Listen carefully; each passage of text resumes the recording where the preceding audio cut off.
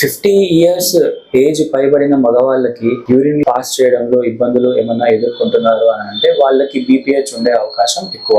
వాటిని మనము తెలుసుకోవాలి అని అంటే మొదటగా అల్ట్రాసోనోగ్రఫీ కిడ్నీ యూరెటర్ బ్లాడర్ చేయించాలి. అందులో యూరినరీ బ్లాడర్ ఎలా ఉంది, వాల్ థిక్కెనింగ్ ఎక్కువగా ఉందా, ప్రోస్టేటిక్ గ్లాండ్ సైజ్ ఎంత ఉంది అనేది మనకు తెలుస్తుంది. ఒకవేళ 30 cc కన్నా ఎక్కువగా ఉన్నట్టుగా అయితే that will be significant. Second, serum PSA test ఒకటి చేయిస్తాము. ఆ సీరం పిఎస్ఏ టెస్ట్ అనేది it is used for screening prostatic cancer in males more than 50 years of age. At the same time uroflowmetry అనే ఒక టెస్ట్ చేయిస్తాము. అందులో urine pass చేసే విధానం ఎలా ఉంది అనేది గ్రాఫ్ రూపంలో మనకి తెలుస్తుంది. అవి చూసి పేషెంట్ కి బీపీహెచ్ ఉందా లేదా, దాని వల్ల ఇబ్బందులు పడుతున్నాడా లేదా అనేది మనం తెలుసుకుంటాం. సిగ్నిఫికెంట్ పోస్ట్ వాయిడ్ రెసిడ్యూ అంటే ఒకవేళ 300 ml ఆఫ్ యూరిన్ పాస్ చేయకముందు యూరినరీ బ్లాడర్ లో ఉంటే గనక పాస్ చేసిన తర్వాత అది 100 ml కన్నా ఎక్కువ లోపల మిగిలి ఉన్నట్టు అయితే దాన్ని మనం సిగ్నిఫికెంట్ అంటాం. దాని అర్థం యూరిన్ పాస్ చేయడానికి పేషెంట్ ఇబ్బంది పడుతున్నాడు. అది ప్రోస్టేట్ వల్ల కావచ్చు,